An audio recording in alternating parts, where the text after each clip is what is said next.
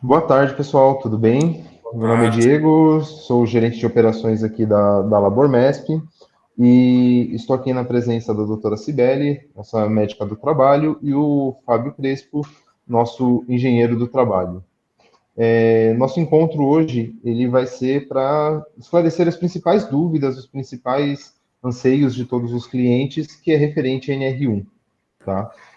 Então, nós vamos abordar um pouco sobre a parte normativa, os impactos sobre os riscos psicossociais na vida do trabalhador, dentro da sua empresa, e vamos, ao final, responder 20 questões aqui dos clientes que nos mandaram antecipadamente para esclarecer. Caso surjam novas questões, podem ir mandando aqui no chat, que nossa equipe também vai nos auxiliando. Se for uma questão importante, eles já mandam aqui para a gente falar. Mas, de qualquer forma, a gente vai acompanhando pelo chat as dúvidas, tá bom? Então, vamos começar falando sobre Vamos. os riscos psicossociais.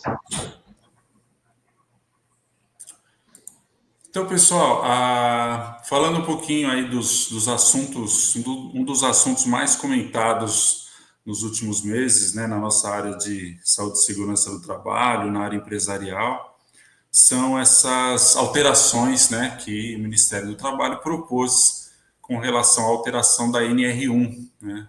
NR1 que já regulamenta o PGR, ordens de serviço, as questões de levantamentos de riscos ocupacionais nas empresas, né? Então, pode passar, Diego. A gente tem aí a definição, né, de risco psicossocial. Então, seriam esses fatores que estão diretamente relacionados com aspectos do trabalho que podem afetar aí a saúde mental e emocional dos trabalhadores. Então, são questões em que o colaborador não consegue lidar com aquele risco, com aquele fator de risco, e pode desencadear alguma doença relacionada aí a fatores psicossociais, que são esses: excesso de trabalho ou carga horária excessiva, são aquelas horas extras não justificadas, pressão por produtividade, assédio moral ou sexual, também que já é bastante abordado em processos, em indenizações. Falta de autonomia no trabalho, também são fatores geradores aí de ansiedade. Ambiente de trabalho hostil ou conflituoso diante do ambiente em que é exposto esse risco, né?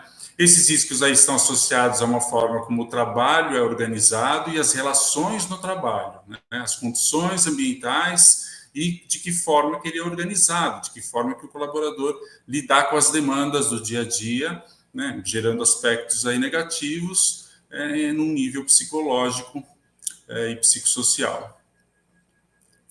Essa alteração, né, da novidade aí da NR1, na verdade não é algo muito novo, né, uma vez que a gente já tinha a previsão de levantamento desses riscos psicossociais na NR17, que trata sobre ergonomia, né? Então, lembrando aí que o fator de risco psicossocial ele está na categoria dos riscos ergonômicos, né? Então, já lá no item 17.1 da NR17, então já havia a previsão aí de características psicofisiológicas dos trabalhadores de modo a proporcionar conforto, segurança e saúde quando é feita, né, essa avaliação de análise ergonômica. E o que a NR1 buscou? Né? Buscou essa interligação, né? essa forma de incluir esses fatores psicossociais no levantamento de risco, seja ele num PGR, para depois também o PCMSO consultá-lo e prever esses riscos, eventuais exames, enfim. Então, a organização deve considerar essas condições de trabalho nos termos da NR17, incluindo os fatores psicossociais relacionados ao trabalho, e incluir esses fatores de riscos também na avaliação de risco quando se for feita uma intervenção, uma visita técnica diante de uma atualização de PGR. A importância aí do risco, né, essa gestão de risco psicossocial, né, então, na forma como era gerido qualquer outro risco na empresa, né, então, se eu tinha risco ergonômico relacionado a levantamento manual de cargas, de pesos, eu tinha uma forma de tratar esse risco, né, da mesma forma, assim como o ruído, trabalho em altura, os riscos de acidentes, você tem uma forma de gerenciar esse risco, né? Então, eu posso ter o fator de risco, mas eu preciso ter uma forma de controlar isso e não passar esse risco para um agravo, para uma doença, enfim.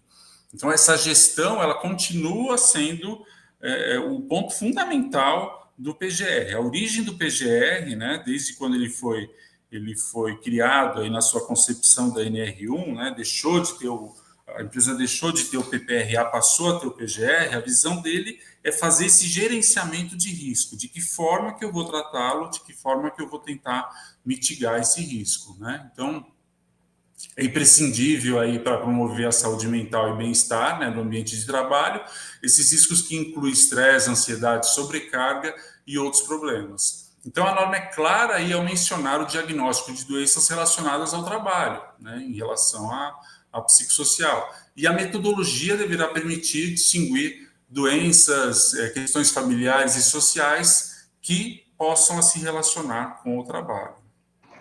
Só para complementar, sabe? Mais do que gerenciar, né, os riscos psicossociais que a gente vai ter que ficar de olho, né? A gente tem que ter na cabeça da gente que nenhum trabalho ele é inócuo à saúde humana, né? Eu costumo dizer que a maior taxa de suicídios elas acontecem entre pacientes que eles estão desempregados. Então, o trabalho é uma forma de enobrecer o homem, né? A gente, através do trabalho, a gente tem as nossas conquistas pessoais, a gente consegue manter a nossa família, prover alimentação, moradia, dignidade, né?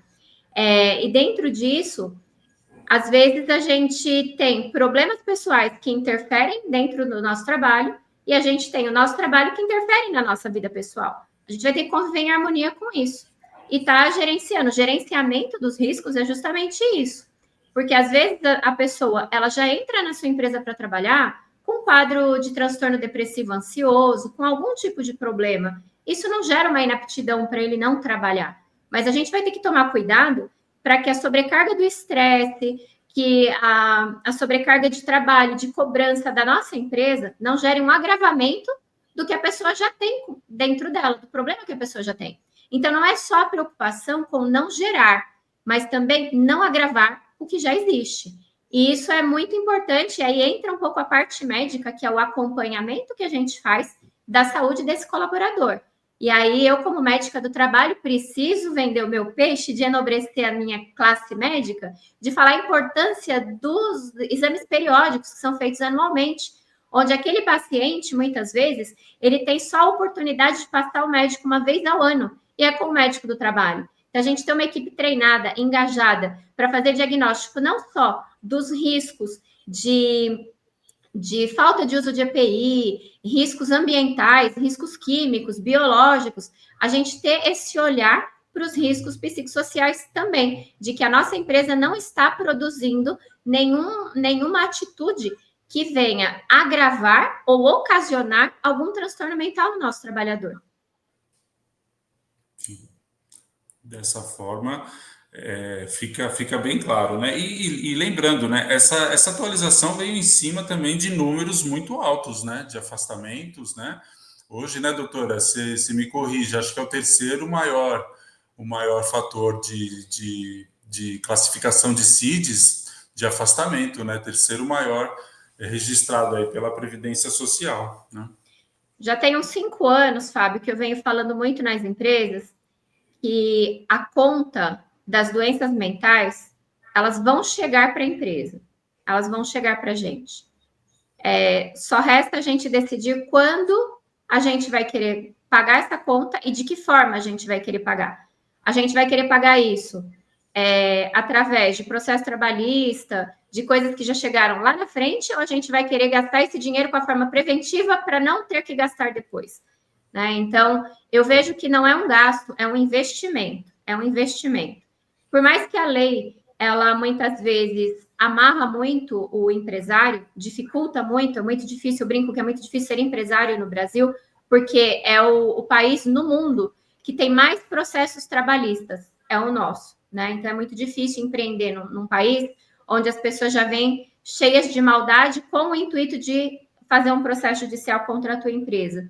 E essa parte dos riscos psicossociais, elas colocam em risco muitas empresas. Então, a gente vai ter que adaptar o nosso jeito de trabalhar, vai ter que adaptar o nosso olhar, né? E investir um pouco nessa área. A área de medicina de segurança do trabalho, ela é uma área, muitas vezes, que ela gera um custo alto para as empresas. Mas se a gente pesar na balança e colocar o risco e o benefício, o custo-benefício, a gente vai conseguir entender que não é um gasto, é um investimento. Investir na saúde é sempre a melhor coisa, né? A área preventiva é muito melhor. Se a gente pegar o SUS como exemplo, tirando um pouco da parte de trabalho, vamos para o nosso SUS.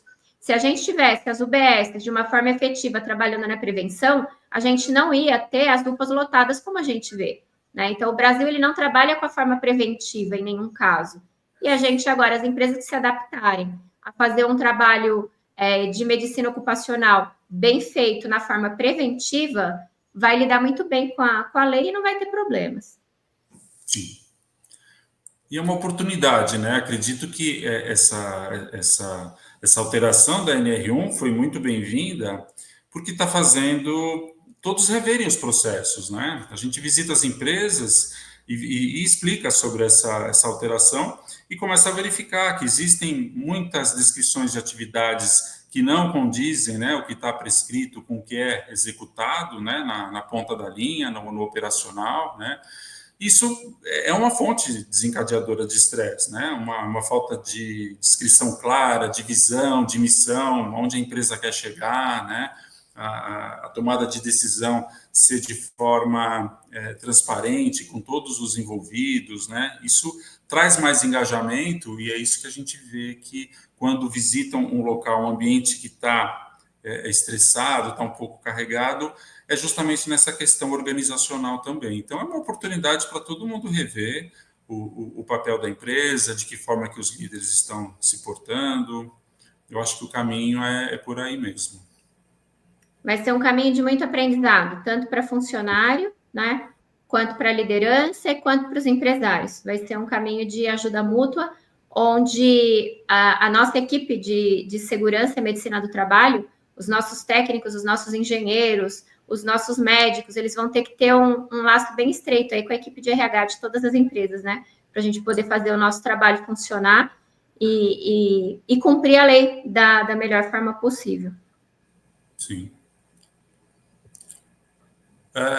Bom, os impactos aí, né, que a gente acaba apontando quando a presença dos fatores psicossociais é esgotamento mental, ansiedade, depressão, né, e até intenções suicidas que ocorrem aí diante desses transtornos, né? O funcionário não querer voltar para o trabalho porque está traumatizado, que sofreu de forma velada, de forma...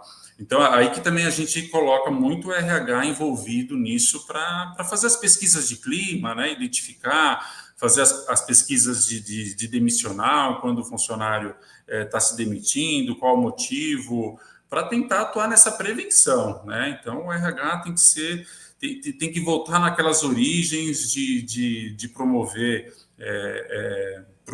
a educação continuada do colaborador, promover a motivação dele no trabalho e identificar esses possíveis gatilhos, esses possíveis desencadeamentos aí que podem propor, que muitas vezes no exame periódico pode ser um dia que o funcionário não coloque, não exponha tudo aquilo que tem, né? Mas cabe alguém mais próximo da empresa, um SESMIT, um RH, para fazer esse acompanhamento mais de perto, né? Então, quem sofre, o trabalhador que sofre estresse prolongado, aí pode acabar por desenvolver graves problemas de saúde física, né? Que são as doenças somáticas, né? A pessoa já está com algum problema psicológico, começa a desencadear, né? Dores musculares, dores estomacais, isso a doutora também pode explicar bem como é que é essa somatização aí de doenças, né? Nos exames periódicos, eu pelo menos costumo abordar bastante a parte mental, né, dos funcionários. Algumas vezes as queixas são tão variadas, né? E são coisas simples de serem resolvidas, né? Muitas queixas administrativas chegam ali no exame periódico, que não são nem questões médicas a serem resolvidas, né? Mas ali na parte médica, a gente muitas vezes consegue filtrar muita coisa e acaba aparando as arestas, né, que ficam ali. Muita gente não tem uma maturidade emocional para lidar com os problemas do cotidiano, e a gente vive num país onde muitas pessoas vivem com problemas financeiros por falta de um planejamento financeiro, uma falta de um planejamento familiar, e tudo isso acaba afetando muito na empresa. Então, quando a gente fala de corrigir tudo isso, o que eu posso fazer para melhorar? Se a gente colocar alguns assuntos em pauta, como, por exemplo, trabalhar a inteligência emocional dos nossos colaboradores, como reconhecer e gerenciar melhor as suas emoções, melhorar as suas relações interpessoais com seus colegas de trabalho, como fortalecer o vínculo entre os funcionários, como eu me sentir importante dentro daquele processo produtivo. Tem pessoas que falam para mim, eu não me sinto importante dentro da minha empresa, e isso é uma coisa ruim, você está fazendo aquele trabalho sem sentir que aquilo está sendo produtivo, né? Que você está impactando positivamente dentro da empresa. Ser reconhecido, ser valorizado, são coisas tão simples, né? Mas que trazem um esgotamento mental para as pessoas e causam muita ansiedade, né? Eu acredito muito no poder da educação, então, palestras educativas, investir um pouco na parte de treinamento, não só de lideranças, mas também de liderados, para que haja uma conversa entre eles, que quando um fale, o outro saiba entender, né? Então, comunicação não violenta, comunicação assertiva, como melhorar a forma de comunicação e reduzir os conflitos dentro da nossa empresa, como gerenciar melhor o estresse, como ter um bem-estar mental, como formar uma equipe de liderança que seja humanizada e inspiradora. Quando a gente tem uma equipe de liderança que inspira os seus colaboradores, a empresa toda ganha. Ganha na produtividade, ganha na redução de absenteísmo, ganha no bom humor ali das pessoas trabalhando, contentes, a felicidade. Eu falo que a melhor coisa que a gente tem dentro da gente é a nossa felicidade. E, às vezes, a gente não sabe lidar com as nossas emoções. Então, quando a gente aprende isso, a gente fica no estado feliz e isso impacta totalmente na cadeia produtiva. Se você pega uma pessoa que está de mau humor ali, ou que teve algum problema familiar, ela pesa na equipe inteira, isso reflete na sua produtividade. Então, investir nesses treinamentos é muito importante. Autoconhecimento, ter um propósito na vida. Quando a gente faz esse tipo de treinamento e chama a pessoa para uma reflexão de qual é o teu propósito na vida, o porquê você acorda cada dia para fazer o que você está fazendo, aquilo passa a ter sentido. Então, isso faz parte da empresa também. É um investimento, é o que eu falo. A educação, ela muda as pessoas. Então, investir na educação emocional das pessoas vai ser muito importante daqui para frente, para a gente poder cumprir essa lei de uma forma... Que eu falo, não é só questão de cumprir a lei, sabe? Eu sou muito aquela de transformar as vidas. A gente transforma a vida das pessoas através da educação, né? Então, tem muita coisa aqui, estratégias que a gente pode utilizar para cultivar uma mentalidade produtiva, uma mentalidade próspera, uma mentalidade de como construir laços fortes entre as pessoas que estão ali se relacionando no trabalho todos os dias. Como lidar com pessoas difíceis, que a gente tem pessoas difíceis no nosso dia a dia. Como eu lido com elas? Como eu faço para aquilo não me afetar? Às vezes eu cheguei bem humorada no trabalho, estou aqui na minha produtividade, o meu colega está com algum problema e ele me leva para baixo junto com ele. Como eu lido com isso? A gente vai ter que ter alguém ali na empresa para estar de olho nesse tipo de comportamento e estar sinalizando, né? Isso a gente envolve muito a CIPA, né? Os membros da CIPA vão ser pessoas importantes ali para a gente dentro da empresa, né? Ter uma abordagem de como a gente vai abordar os conflitos pessoais que acontecem aqui dentro da empresa, como lidar com eles, como dar um feedback negativo para um funcionário sem que ele entenda aquilo para um lado pessoal, né? Porque a gente vai ter que passar a documentar tudo o que a gente faz, para poder provar numa possível fiscalização de que a nossa empresa cumpre os requisitos da lei, que a gente faz ações preventivas. Então, tudo isso vai ter que ser bem registrado, né? Como reconhecer os sinais de que uma pessoa está com esgotamento físico e mental? Como reconhecer que é o trabalho que está ocasionando aquilo e o que fazer para corrigir? Nossa, tem uma infinidade de assuntos para a gente falar aqui, que eu ficaria aqui a manhã inteira falando sobre isso e não bastaria, né? Acho que vale a gente marcar um próximo encontro para falar do que fazer, né? Que da parte médica, da parte mental, o que envolve os psicólogos, o que envolve o médico, o que envolve a equipe de RH, as lideranças, a base da cadeia produtiva. A gente vai ter que englobar a empresa inteira nesse sentido para atender a lei com satisfação da forma de não só cumprir a lei, mas de produzir o crescimento pessoal de cada pessoa. É isso aí.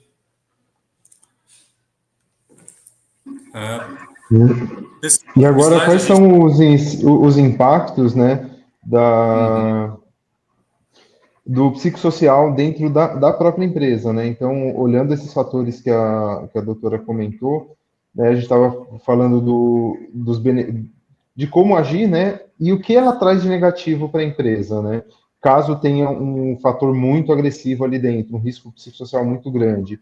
Então, de maneira geral, vai ter um fraco desempenho da empresa, vai ter aumento de absenteísmo e presenteísmo, né? Então, é exatamente o que a doutora comentou, que o trabalhador vai estar presente, mas a produtividade dele não vai ser a ideal para aquela posição que ele assume, né?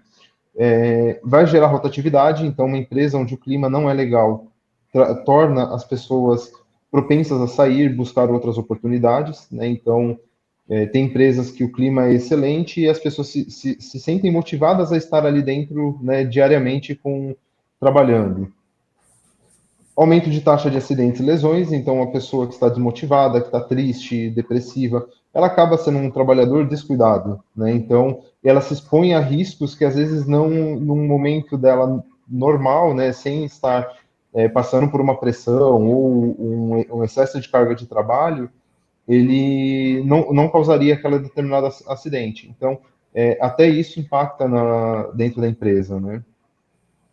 E, principalmente, né, a doutora pode falar com mais propriedade, normalmente, quando a gente fala de ausências causadas por adoecimento mental, elas tendem a ser muito mais longas do que uma doença física, né? Então, uma fratura, por exemplo, tem um prazo determinado ali de recuperação, mais fisioterapia. A doença mental, ela já não tem um prazo, né, doutora?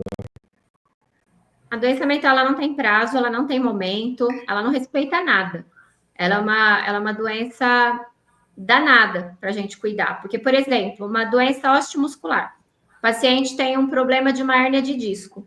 Então, eu afasto ele temporariamente, ele vai fazer algum tratamento, vamos supor, afastei ele por 10 dias, ele vai tomar o anti-inflamatório, ele vai fazer a fisioterapia, e aí quando ele voltar, digamos que ele carrega um pouco de peso no trabalho, eu coloco uma restrição para ele carregar uma carga menor de peso, ou ele ficar sem carregar peso por mais 10 dias, ele vai melhorando, né? Então, se a gente evita a exposição, a gente evita o adoecimento, a gente ajuda aquela lesão a se recuperar.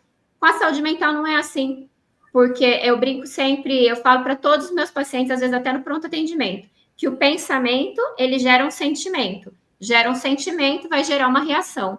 E esse pensamento, ele pode aparecer na sua cabeça a qualquer momento e vai gerar uma reação a qualquer momento. Então, são os famosos gatilhos que a gente fala. Então, às vezes, você ficou 90 dias afastada, mas você volta e na primeira semana você teve um gatilho ou você pensou em alguma coisa que já aconteceu e aquilo vai gerar um sentimento e volta a desencadear todo o processo novamente. E isso a gente não tem controle. A gente não tem controle sobre isso. Como que a gente melhora isso? Investindo na saúde mental. E o que é investir na saúde mental? Psicoterapias, palestras, fortalecimento emocional das pessoas, porque quando a gente passa por uma consulta de um psicólogo, um bom profissional, quando a gente faz uma palestra que edifica a nossa vida e a gente aprende alguma coisa, isso vem para o nosso coração e isso ajuda muito na parte mental. Quando essa simples palavra de eu explicar que o pensamento vira um sentimento e vai gerar uma emoção e uma reação, as pessoas já param para pensar. Então, quando vai aparecendo aquele pensamento, ela já tem ferramentas para bloquear aquele pensamento antes dele virar o sentimento, ou ela já dá um nome para aquele sentimento e aprende a lidar com aquilo e lida melhor.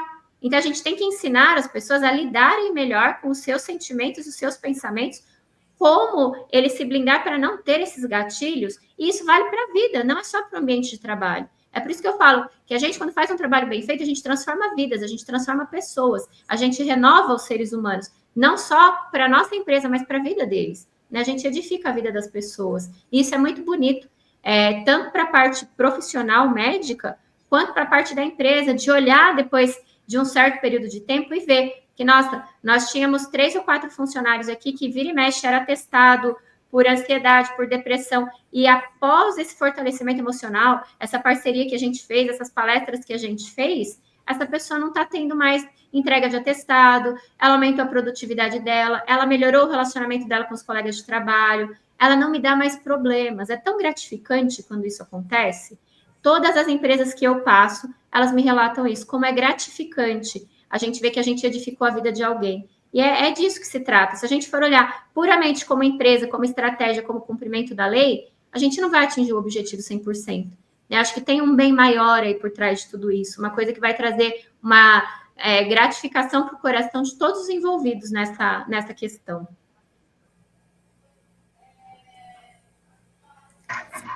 Obrigado, doutora. Bom, agora eu vou chamar o Fábio para falar um pouco sobre o processo diagnóstico, né, que nós vamos implementar, tá? Então, por favor, detalhe como funcionará o diagnóstico dos psicossociais de maneira geral, para os clientes entenderem. Ok.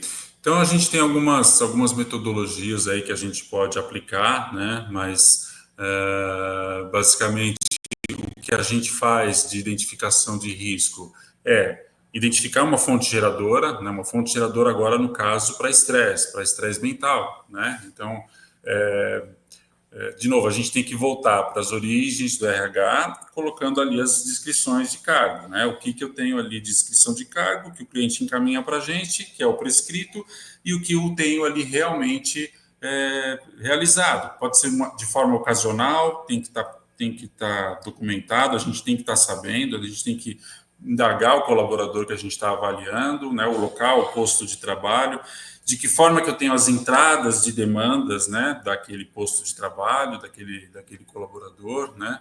Então, a gente define a metodologia que a gente vai utilizar, se vão ser questionários, se vai ser checklist, né, visita no local de trabalho, entrevistas, né. O RH pode aplicar essa forma de questionário também, nos informando também o que ele já tem. O RH já tem uma pesquisa de clima, já tem um perfil traçado de colaboradores por área, então o RH contrata colaboradores, por exemplo, mais meticulosos, mais tranquilos para uma atividade de precisão, por exemplo, já aquele profissional mais agitado, aquele profissional que é mais engajado fisicamente, ele já não lida bem com atividades de demanda muito de concentração, né? Então, essa interação que é muito, muito importante. Então, a gente recomenda, né, ao final dessa avaliação, um plano de ação, assim como tem do PGR, vai constar ali ações relacionadas aí à promoção da saúde, qualidade de vida. Então, eu posso fazer uma auditoria e verificar que ordem de serviço, por exemplo, né, a NR1 prevê lá aquele documento que é a ordem de serviço, uma ausência na ordem de serviço de ações para mitigação de assédio moral, né, canal de denúncia, então são proposições que a gente acaba colocando, né, então a empresa tem que ter um canal de denúncia oficial para que o funcionário o colaborador se sinta mais à vontade numa questão de... Hoje em dia existe muito preconceito mesmo, né, doutora, com relação aí a diagnóstico, né, o profissional, o colaborador ter vergonha, né, de comentar alguma coisa com o RH, acaba se abrindo só mesmo na hora que a gente vai fazer o exame periódico, né. Então, esse preconceito tem que acabar, né, se na forma que a empresa divulga essa questão de assédio é uma forma bem clara, o colaborador vai se sentir mais à vontade de identificar, olha, eu tive momentos, situações aqui de risco, né, eu tenho um período de trabalho que eu fico estressado, seja um período de mês de fechamento, por exemplo, e o que vale aí é a pessoa, depois de 8 horas, né, esse estresse foi gerado naquele dia, depois de 8 horas de sono, ele ter feito o hobby que ele gosta, no dia seguinte ele não levar aquela carga, né, do dia anterior, né, doutora? Porque eu costumo falar que você não pode ficar arrastando a corrente, né? Tem gente que arrasta aquela corrente a semana inteira, né? O que aconteceu na segunda-feira ainda está refletindo na sexta. É aí que entra a inteligência emocional, né? E vice-versa, né? Problemas de casa, levar para o trabalho para o dia seguinte, né? Então... Existe uma resistência muito grande, sabe, Fábio, quando a gente fala a palavra psiquiatra. Porque até então as pessoas todas, né, elas relacionam psiquiatra ao tratamento de quem tá doido. Nossa, mas eu não tô doida, por que eu vou no psiquiatra? Quando eu falo, eu vou te recomendar uma consulta com um psiquiatra, a pessoa já abre o olho, os olhos, arregala e começa a rir. Né? Ah, não preciso disso, né? Então, a gente implementar a cultura de que cuidar da saúde mental envolve um psiquiatra, muitas vezes, envolve um psicólogo. A gente tem empresas que têm psicólogos dentro da empresa, que desenha uma linha de trabalho dessa forma. A gente tem que tratar isso como naturalidade dentro da empresa, para que a pessoa se sinta confortável de ir lá e conversar com a pessoa, manter ali, respeitar o sigilo, ter uma sala separada para isso, porque muitas vezes as pessoas sentem vergonha, né? Porque vai ter comentário, fala, ih, olha lá, começa, principalmente em fábrica, onde existe muita intimidade entre eles ali, um tira sarro do outro, é muita brincadeira. Então, manter um pouquinho a privacidade das pessoas, trabalhar essa cultura, tirar esse mito, né, dos profissionais da saúde, do trabalho que a gente desenvolve dentro da empresa, é muito importante. Porque não adianta nada, se você investe para ter profissionais lá dentro, desenha um projeto super bacana de saúde mental, mas as pessoas não estão preparadas para recebê-lo. Elas vão ter aquela resistência. Põe um muro ali na frente, então não adianta. Por isso que eu falo, a gente tem que trabalhar todas as camadas, sabe?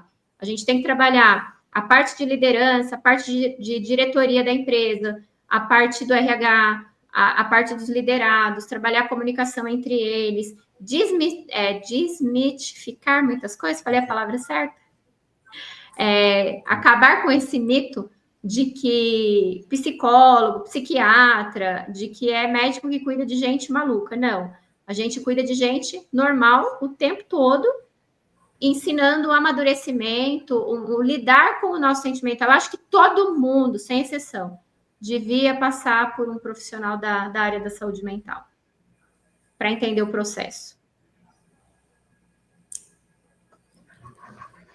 Então, e aí pensando nesse fluxo, né, nessas informações do processo diagnóstico, né, eu vou apresentar agora como será o processo da LaborMesp propriamente dito, tá? Lembrando, né, quando nós falamos de pesquisa com colaboradores, nós não temos como assegurar uma eficácia muito grande desse processo diagnóstico se a minha amostragem for muito pequena. Então, ela acaba sendo tendenciosa dependendo da amostra que for selecionada. Então, nós vamos recomendar que seja aplicado a maior quantidade de funcionários possíveis naquele momento, esse processo diagnóstico do risco psicossocial, para a gente ter uma assertividade maior, para que não tenha um desvio dentro do processo de identificação, onde ou esteja um cenário muito ruim ou muito bom, maquiando o resultado real. Então, esse é um processo que vai envolver diretamente nós aqui da LaborMesp, nossa equipe técnica, a equipe da doutora Cibele, a equipe do Fábio, né, toda a nossa estrutura aqui de engenharia e medicina, em conjunto com a RH.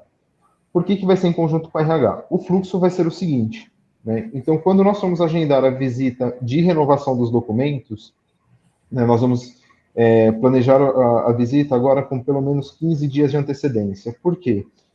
Dentro desses 15 dias, nós vamos enviar o protocolo de avaliação dos riscos psicossociais para vocês da empresa. Vocês vão fazer uma análise e aplicar no maior número possível de funcionários para que a gente consiga fazer a análise desses resultados. Tá?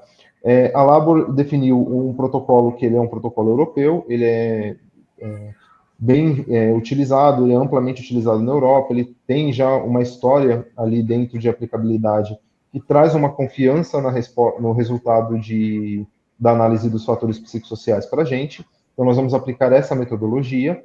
Então, basicamente, é um formulário com 40 questões, aproximadamente, que vai ser aplicado em quase todos os funcionários. Durante esse período de 15 dias que o protocolo estiver com vocês vão estar liberados para fazer o ajuste e chamar os funcionários para participar e divulgar o link para preenchimento. A partir do momento que é feita a realização da visita, nós vamos partir para a elaboração do documento. Até aqui, o processo voltou praticamente ao normal. Então, nós vamos fazer a análise ali dos riscos físicos, químicos e biológicos, que é o padrão de levantamento ali do nosso técnico em campo, né, ergonômico, ficou faltando aqui na apresentação. E, além disso, em paralelo, internamente aqui, nossa equipe vai analisar o resultado da análise psicossocial. Em cima dessa análise, nós vamos sair com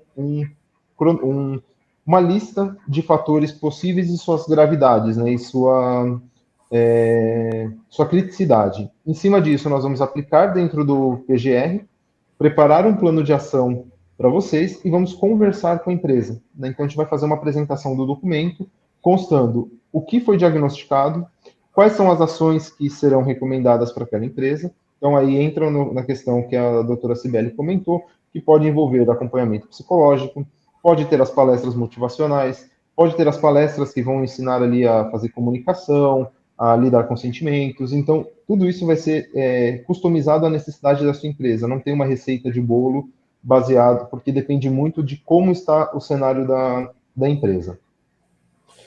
Mediante essa apresentação do documento, nós vamos planejar essas ações junto com vocês, né? Então, precisa refazer as ordens de serviço. Quando que vocês vão refazer? Qual o período para fazer as novas descrições? Quando vão aplicar as palestras? Quando vão aplicar o acompanhamento com o psicólogo? Então, tudo isso vai ser ajustado conforme cada empresa.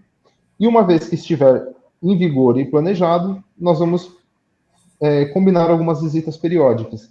Por que vai ter essa avaliação periódica? Falando em saúde mental, um ano é muito tempo para a gente aplicar os treinamentos e esperar um ano para coletar os resultados. Nesse um ano pode já ter tido algum adoecimento, pode ter algum agravamento de caso. Então, quando for diagnosticado algum fator de risco psicossocial, em conjunto com a empresa e com a RH, a gente pode elencar algumas revisões periódicas, bimestral, trimestral, semestral, para fazer esse acompanhamento específico dos fatores. A gente aplica novamente os questionários, vê se teve uma variação positiva ou negativa, onde devemos ajustar, quais são as novas ações que devem ser implementadas, e aí, ajustando o curso do documento e as ações da empresa, para que, no final, como a doutora mencionou agora há pouco, a gente tem o objetivo que é, além de cumprir efetivamente com a legislação e criar as evidências necessárias para uma fiscalização, a gente perceba que está tendo um amadurecimento e um ganho na saúde dos colaboradores, né? O foco da medicina do trabalho é justamente esse, é trazer uma qualidade de vida para o colaborador no ambiente de trabalho. Então, todo esse projeto, todo esse trabalho, o resultado final vai ser esse. Ver que o seu trabalhador que estava sob forte estresse, às vezes por uma falha de comunicação, ele já reduziu o nível de estresse porque já melhorou a comunicação entre lideranças, o líder aprendeu a se comunicar melhor, a se expressar. Então, esses são os resultados que nós vamos coletar a longo prazo. Só que pensando em longo prazo, em um ano é muito tempo, porque tem o lado do colaborador do adoecimento que vai trazer os malefícios para a empresa.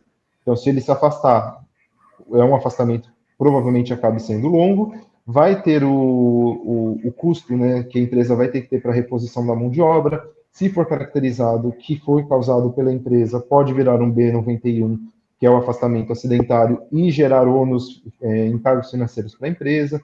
Então, pensando no ciclo do psicossocial, um ano é muito tempo.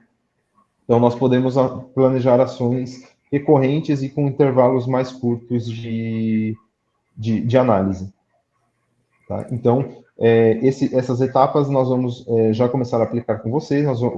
Nossa equipe técnica ali do agendamento já está preparada para fazer essa ação de mandar os links, as informações do protocolo, para a gente já começar a preparar a documentação para 2025. Tá? Doutora Fábio, alguma consideração? Gostariam de...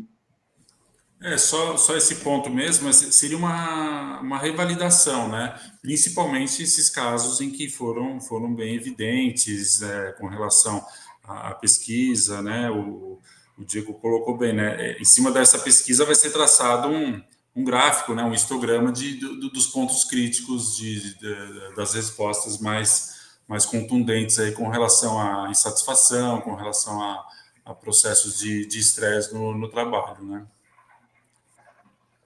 mesmo. E, por último, né, antes de irmos para as perguntas, nós teremos algumas ferramentas que nós chamamos de ferramentas de apoio. O que são essas ferramentas de apoio?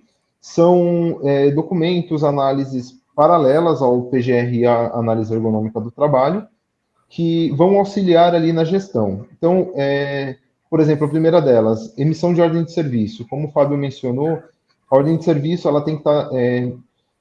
o uso da descrição de atividade com o CBO não reflete, na maioria dos casos, a real atividade do colaborador. Então, se tiver, por exemplo, algum relato de que o colaborador reportou que está tendo acúmulo de função ou ele está com sobrecarga de trabalho, uma vez que a gente tem uma ordem de serviço que que mostre que aquela atividade foi a que ele realmente, efetivamente foi contratada, nós já temos uma evidência de que não, pode ter uma sobrecarga, mas aí são outros fatores e não necessariamente a atividade pelo qual ele foi contratado.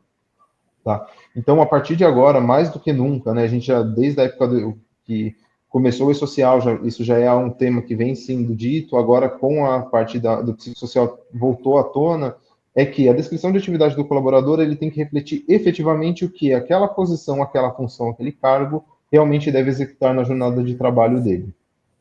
Tá? Além disso, nós vamos ter a análise recorrente do fator psicossocial, que são essas aplicações em prazos menores, né? Então, ao invés de esperar o prazo de renovação do PGR, da análise ergonômica, nós fazemos um acompanhamento, então, a cada 6 meses, a cada 3, a cada 2, a combinar com a RH, e dependendo do fator de risco, para verificação da eficácia.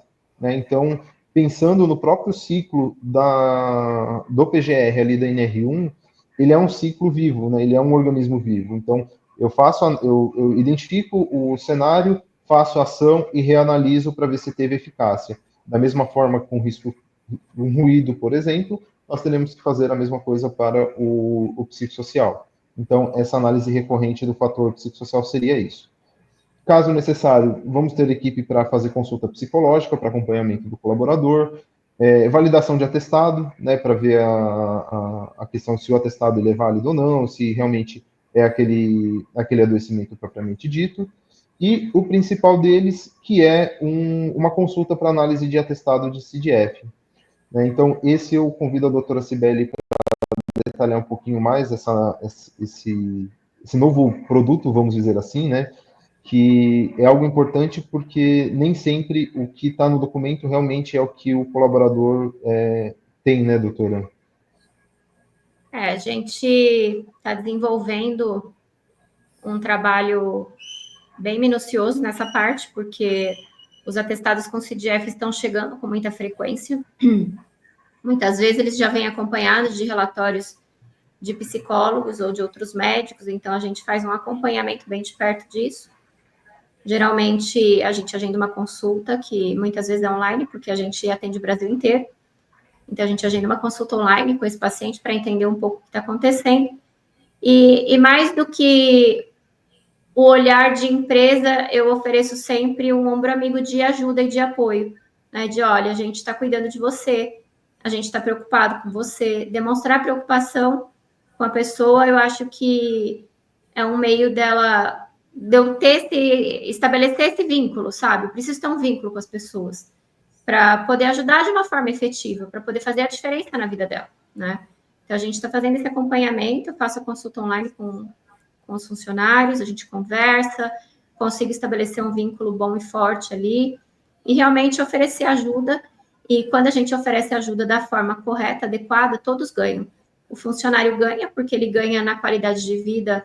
Porque quando a gente tem que pensar, quando uma pessoa realmente ela está doente, por um quadro de depressão, por um transtorno ansioso, depressivo ansioso, uma ansiedade, tem quadros mistos, né? Toda a vida dela está bagunçada, não é só dentro da empresa, é dentro de casa também. Então, quando a gente começa a colocar as coisas nos trilhos, tudo melhora, a vida da pessoa melhora, tanto dentro da empresa quanto fora dela, e a pessoa modifica, né? E essa mudança, ela é muito boa quando ela acontece, né? Muito positiva para todos. A gente consegue resgatar muitas pessoas que estavam numa zona de sofrimento, que eu costumo falar, e trazer para uma zona de conforto, estabilidade emocional, de produtividade, de sentir-se acolhida é importante. Então, é mais ou menos esse papel aí que eu tenho tido nas conversas que eu tenho com os funcionários, de tentar identificar o que está acontecendo e encontrar um caminho para a gente poder ajudar tanto a empresa quanto ela na sua vida pessoal, o seu desenvolvimento pessoal. Isso é muito gratificante. Já tive muitos feedbacks positivos assim dos pacientes e isso me traz uma alegria muito grande, aquela sensação de dever cumprido, sabe? E é bom para todo mundo. As empresas também ficam muito felizes em ter os seus funcionários, porque muitas vezes é uma pessoa que produz bem, que é honesta, é trabalhadora, mas está vivendo um momento ali da vida dela que não está muito bacana. E quando a gente consegue resgatar essa pessoa, é muito positivo para todos, sabe? Para a família deles, para eles se sentem valorizados, se sentem acolhidos pela empresa, e é muito bacana isso. Legal, doutora. Muito obrigado. E é isso. Mais alguma consideração, Fábio? Senão vamos para as perguntas. Já elencaram 19 perguntas aqui para a gente, que foram as que mais bombaram aí nos últimos tempos, para a gente esclarecer os principais pontos. Tenho medo das perguntas, viu? Vamos lá para as perguntas. Quando entra em vigor a nova legislação? Ou seja, a partir de quando a NR1 está valendo com esse novo texto do psicossocial? Tá. Então, essa lei, esse decreto foi divulgado ano passado, né? Então, comentando que a partir do 26, né, dia 26 de maio, a partir dessa data, que as empresas precisam se adequar à nova NR1, incluindo aí os fatores de risco psicossociais. Okay. Tem um buchichinho aí, né, Fábio, que estão falando que vão adiar, mas até agora não é nada oficial, é tudo buchicho. A data de hoje está valendo. Exatamente. Vamos seguir com... Hoje, a postura da Labor é exatamente essa. Nós sabemos do burburinho dos bastidores ali da legislação sobre uma possível adiamento, mas enquanto não for concretizado, nós estamos trabalhando com a data-alvo de 26 de maio, que efetivamente entra em vigência a legislação. E se for adiado, vai ser uma coisa que vai ser adiada, mas não vamos não vamos poder fugir disso, né? Uma hora mas, na verdade, Fábio, minha concepção, tá? Se for adiado, vai ser um prazo que a gente tem para se adaptar. Então, eu acho que a gente já começa a fazer as coisas agora, as medidas todas agora, e vai se adaptando. Eu adoraria que ocorresse isso para ter esse tempo de adaptação, mas já implementando, não é esperar chegar lá, né, para implementar.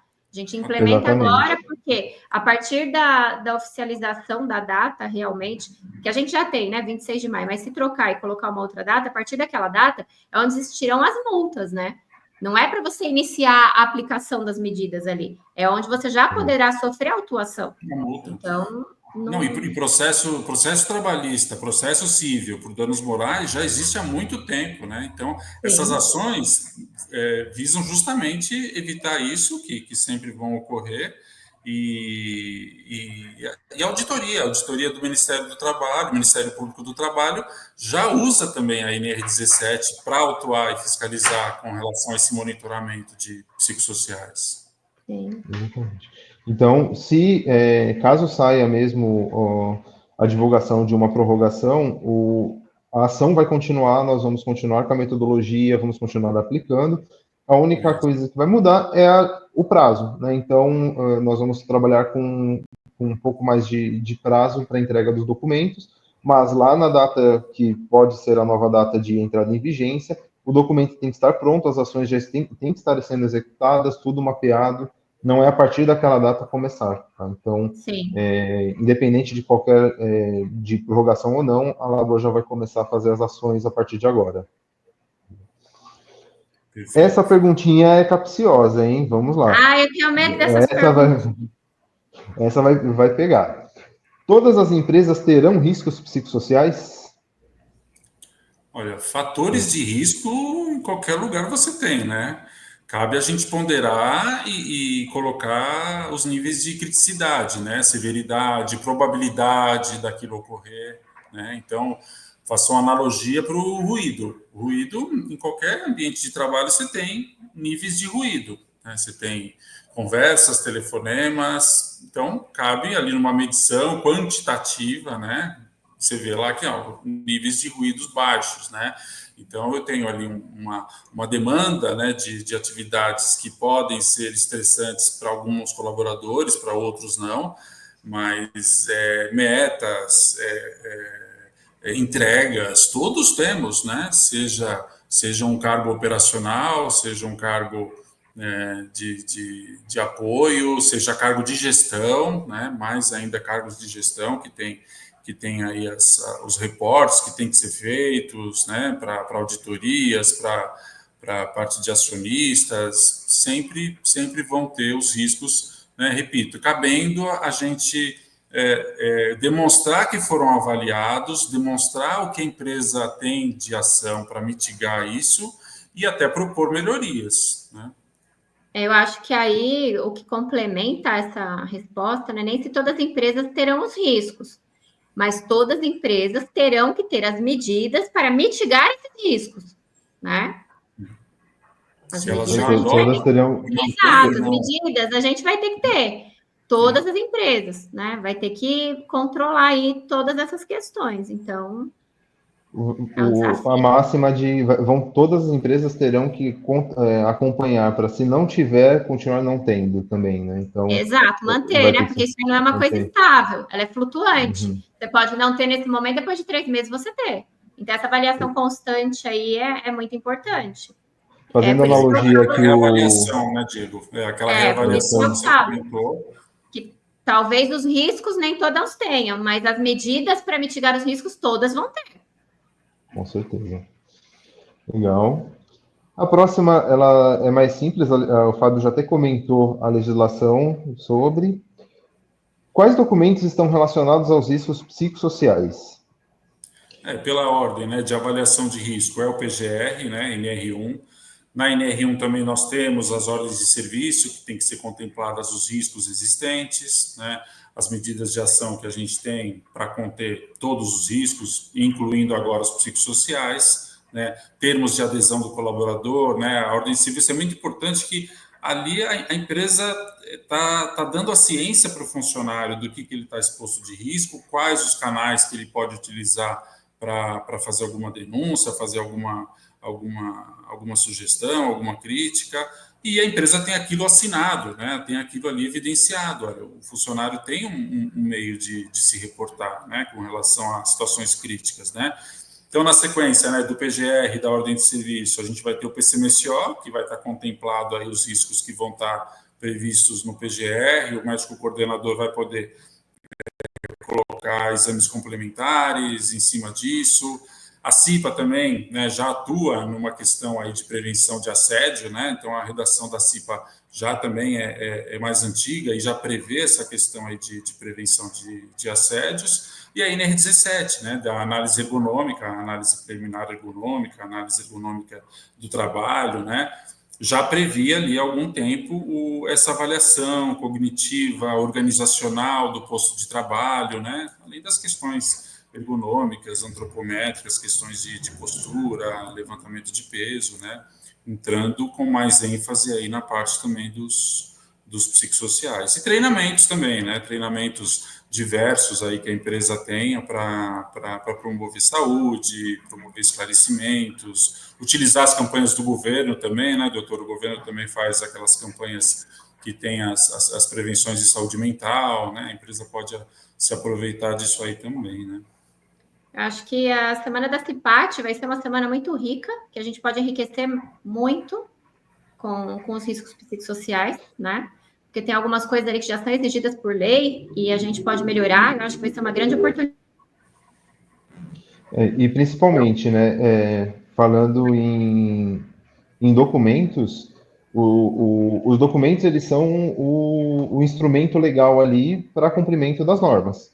Mas as ações, todas elas que forem sendo feitas em virtude de qualquer tipo de risco, não só o psicossocial, devem ser documentadas, né? Esse é o psicossocial, ele é como ele é subjetivo, a única forma que nós temos de ter evidências de execução, basicamente, é documentação. Então, se a sua empresa hoje já faz alguma ação focada na saúde mental, lista de presença, certificado de participação, gravação, foto, qualquer tipo de evidência que possa comprovar que a empresa já está atuando, ela é bem-vinda para complementar o PGR. Então, o PGR e a análise ergonômica para esse cenário, ela vai trazer a parte legal, né? Então, a parte do cumprimento do dispositivo normativo, e todas essas outras informações, ordem de serviço, o certificado de participação e lista de presença, por exemplo, são todos documentos que devem ficar dentro do prontuário do colaborador ou junto com o RH arquivado, para evidenciar que a empresa está ciente dos fatores de risco que estão no PGR e quais as ações ela já está executando e quais foram concluídas. Então, é importante que todos estejam cientes de que não é só, vou dar uma palestra e está tudo certo. Não, fez palestra, convocou os colaboradores, lista de presença, certificado de participação, gere documentos para ter essas evidências. Tá? Carimbinho da doutora Cibele ali na palestra, e é o que eu falo sempre, né? A gente tem que trabalhar com uma geração de provas construtivas, né? Produzir provas positivas e construtivas, ter tudo isso realmente documentado. Eu acho que o grande pulo do gato aqui, que vai fazer a grande diferença para as empresas para atender a lei 100%, evitar dor de cabeça, é essa parte de registro e documentação. Que muitas empresas, às vezes, falam, mas não fazem, né, o registro. Tem empresa, por exemplo, que entrega EPI, mas não tem a ficha da entrega do EPI registrada.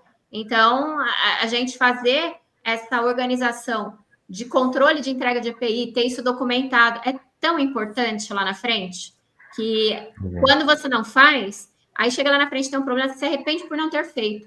Então, a criação de provas construtivas e produtivas para a gente é uma preocupação muito grande aqui na Labor e na Work, que eu sempre... E é uma interação entre as equipes, né? Sempre eu estou falando com o Fábio falando comigo, a equipe médica junto com a equipe de segurança, ele realmente, para mitigar os problemas e tentar criar essas provas de todos os lados, né? Não adianta, se o Fábio não faz, a empresa não faz a parte da engenharia, por exemplo, que é o controle adequado da ficha de entrega de EPI, isso a gente vê, né, Fábio? Muita empresa não está fazendo o básico, né? Não tem como lá na frente contratar até uma perícia médica num futuro processo trabalhista e a gente se defender contra isso. Né? Então, a gente vergonha, né? Positivas, né? Não ter nada. Outro dia eu fui numa empresa que eles tinham convênio com o Gympass, né? Eu falei, puxa, legal, isso é uma forma de promoção, né? De qualidade positiva, de vida. Mas não está registrado. Mas nenhum funcionário fez adesão. Aí eu falei, e quantos fazem aqui e tal?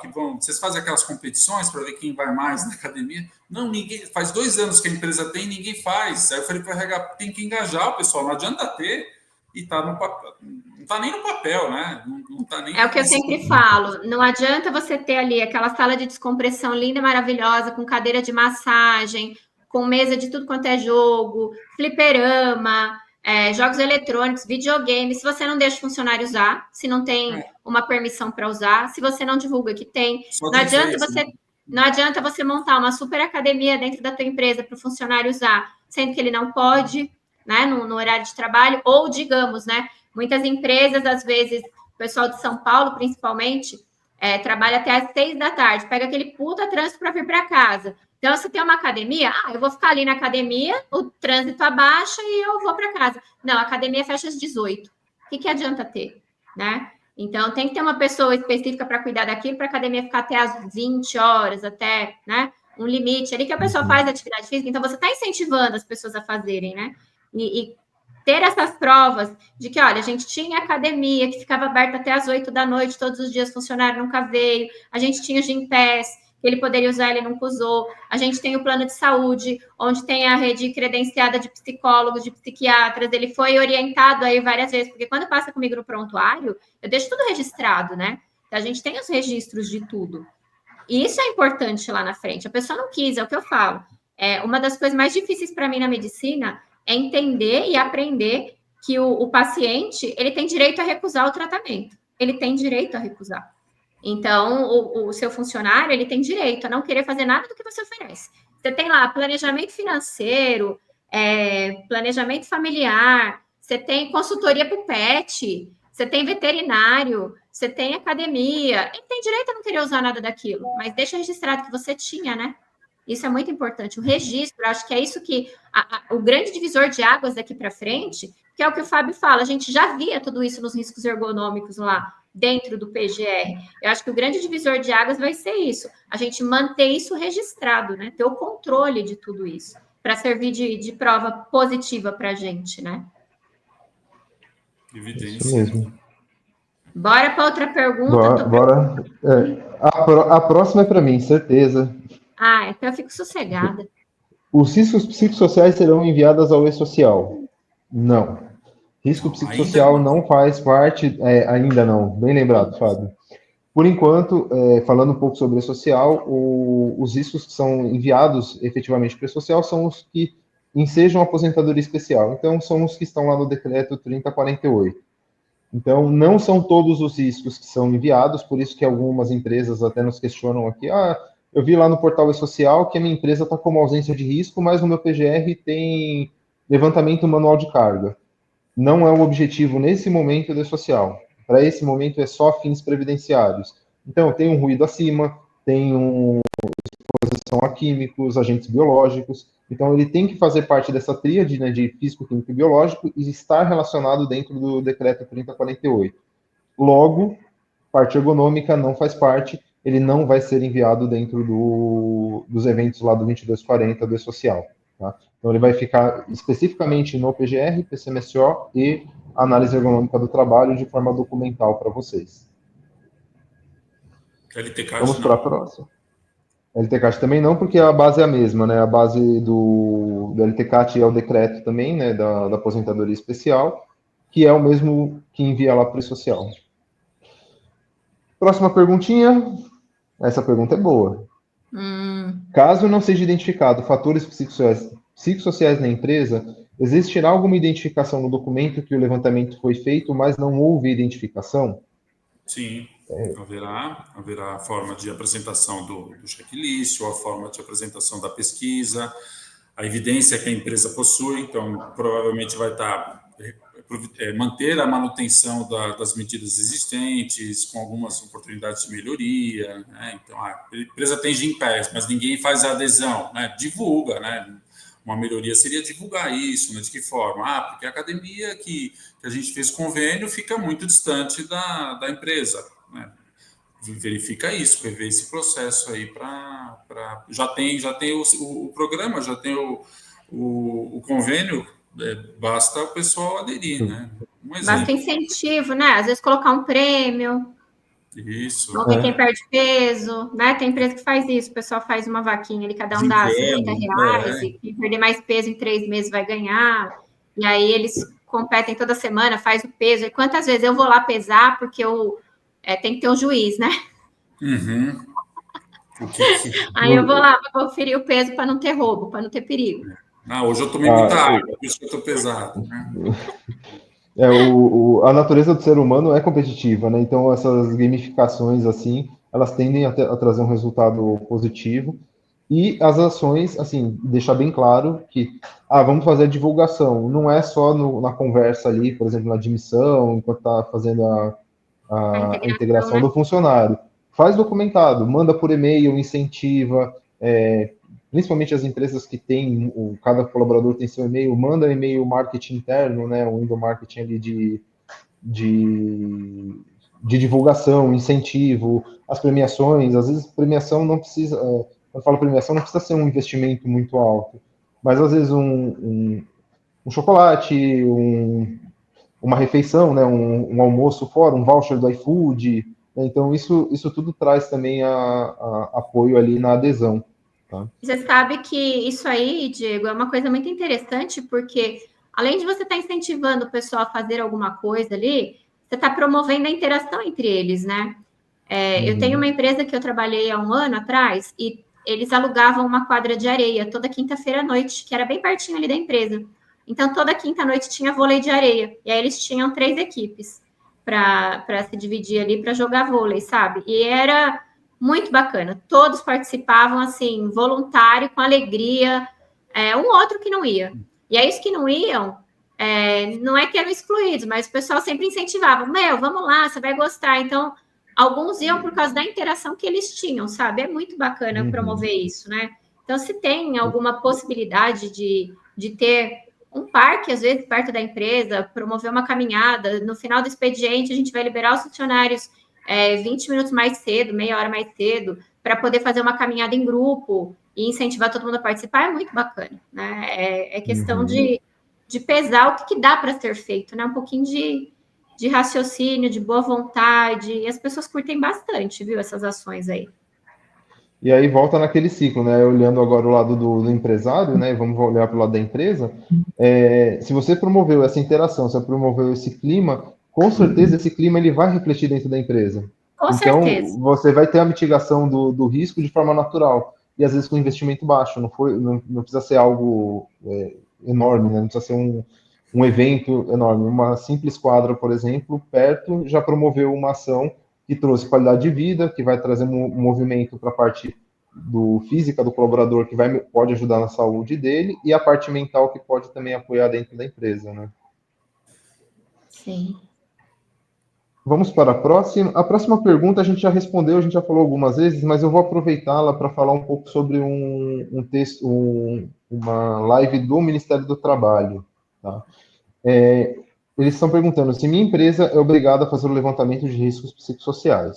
É obrigado porque está na norma. Então, a gente precisa fazer o diagnóstico dentro da sua empresa para identificar fatores psicossociais desencadeados pelo trabalho. Isso está claro na NR1, está claro vindo ali da NR17, mas eu vou aproveitar essa pergunta para entrar um pouquinho mais no assunto referente a pequenas empresas. Né? Então, tem aquela empresa MEI, que é só o dono da empresa e mais um funcionário. Eles devem estar se perguntando, mas eu preciso fazer? Vai ser necessário que eu tenha? Teve uma live do Ministério do Trabalho recentemente, há 2 semanas atrás, se não me falha a memória, e o auditor do trabalho ele deixou bem claro que todas as empresas terão que fazer a análise ergonômica com o fator psicossocial. Então, a sua empresa, que mesmo que seja o sócio, né, o proprietário ali, o MEI, e mais um funcionário, ele vai ter que ter o diagnóstico, vai ter que ter a análise ergonômica do trabalho com o reporte dos fatores psicossociais. Então, essa informação, ela não está escrita na norma, porque a norma ela é generalista, então ela abrange todo mundo, ela não diferencia a grande empresa multinacional do MEI, então ela tem que ser abrangente, mas teve essa divulgação dessa live aí do Ministério do Trabalho e o auditor do trabalho deixou bem claro que, independente do porte da empresa, vai ter que fazer o levantamento, vai ter que ter a análise ergonômica ali com o relato da parte psicossocial. Eu não foi diagnosticado psicossocial, não foi constatado, mas você teve ação, você tem o documento embasando, falando que você não tem, quais ações você deve fazer para evitar que apareça. Então, essa é uma informação importante para os pequenos empresários, né, os microempresários ali, que às vezes não estão cientes, não estavam sabendo dessa necessidade.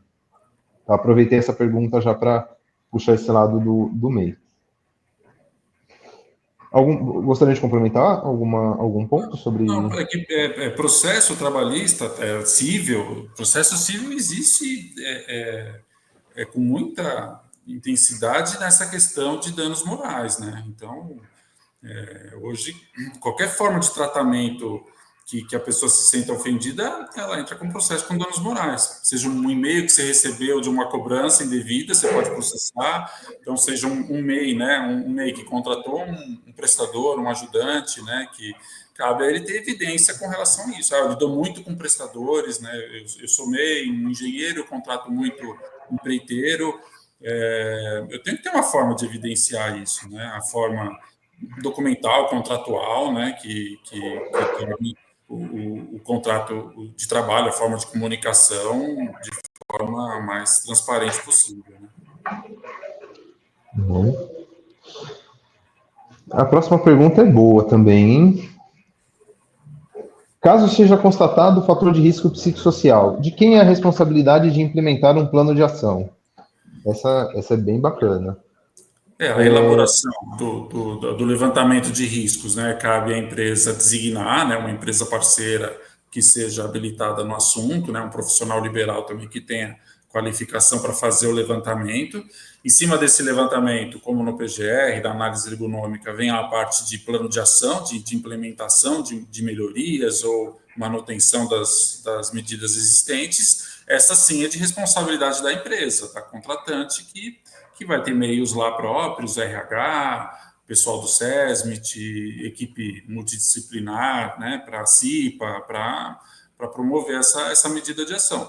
Lembrando que sempre esse plano de ação tem que ser discutido, né, na hora da visita técnica, né, para não ser um plano de ação inviável, né, uma solução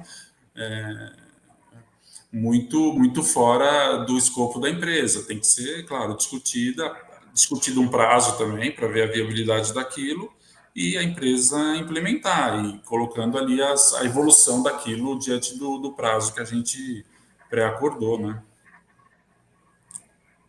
Então, mais uma vez reforçando, o PGR ele já trouxe a necessidade da aproximação da equipe técnica de segurança do trabalho, da medicina do trabalho, com o RH. Com o fator de risco psicossocial, devido a esse caráter subjetivo e as ações terem que ser feitas ali mais recorrente, dependendo dos fatores que forem levantados, a ação vai ter que ser feita pela empresa, pelo RH, mas ela vai ter que estar muito andando de mãos dadas aqui conosco, com a equipe técnica, né? Então, Sim. toda essa parte de ações vão ser feitas a 4 mãos, né? Labor mais a sua empresa, e a ação acaba sendo acompanhada por vocês, o controle e, principalmente, volto a frisar, geração de documentos para evidenciar que as ações estão sendo feitas. Então, esse documento deve ser arquivado com total carinho aí dentro da empresa de vocês, para, em caso de fiscalização, eu já cumpri. Se foi sugerido um treinamento A, eu tenho aqui o certificado, lista de presença, tenho tudo que foi feito em tal data, conforme solicitado ali no PGR. E pode ser cobrado numa próxima visita nossa, né, naquela visita de revalidação, para verificar as evidências, né? Para verificar o que foi feito, se está válido, se está convincente, né? Se a gente acha que aquilo basta para mitigar o risco, para esse plano de ação ter um fim, né? Vamos para a próxima aqui. Doutor, essa daqui vai pegar, hein?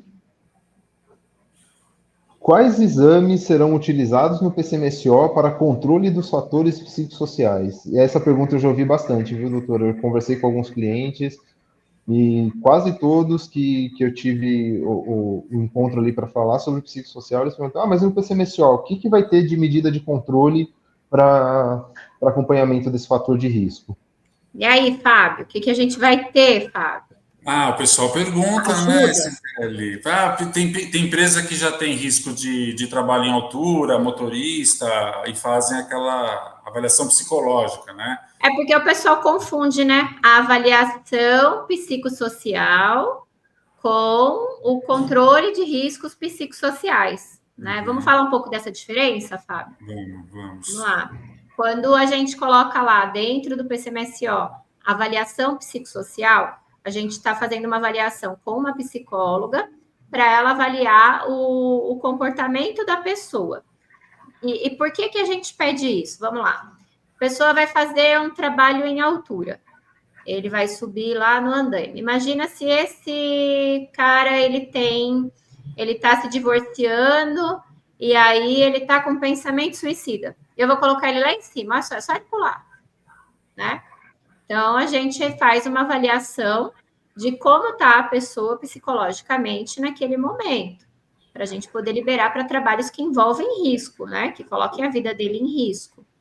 Tanto um trabalho em espaço confinado, se ele tem alguma fobia. Às vezes a pessoa tem medo de altura, a pessoa sente tontura quando sobe, a pessoa se sente mal em espaço confinado. Tudo isso é avaliado nessa avaliação psicossocial, né?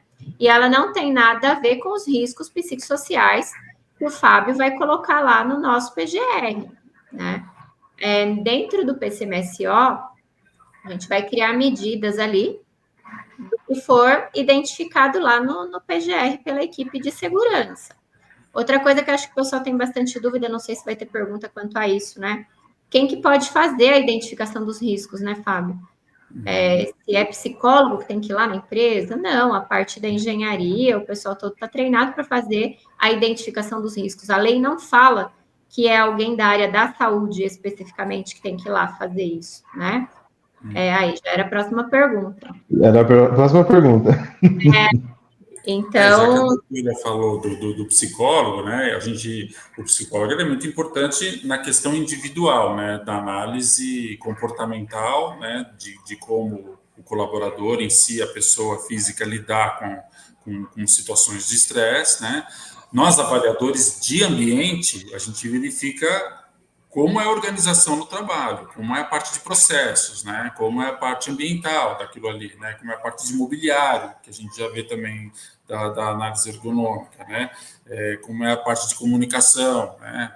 Então, são áreas interligadas, né? Que são muito importantes, mas hoje a legislação prevê. Engenheiro de segurança do trabalho, ergonomista, médico do trabalho podem fazer essa avaliação, né? Claro, os exames, só médico mesmo, né? A doutora se depara, às vezes, com alguns atestados aí de psicólogo e tal, né, para caracterizar algum diagnóstico, né? E aí, lá dentro do PCMSO, vai ser aquilo que a gente vai ter que sentar com as empresas e fazer uma proposta, né? Porque não adianta nada eu colocar dentro do PCMSO que vai ter que ser feito tal coisa e a empresa não está de acordo em fazer. Então, a gente vai ter que sentar junto com a equipe da RH, é isso que eu falo, que a nossa união aí, a gente vai andar de mãozinhas dadas, né? Com o pessoal do RH, com o pessoal que toma as decisões dentro da empresa, para a gente ver o que vai colocar dentro do PCMSO. Não é isso, Fábio?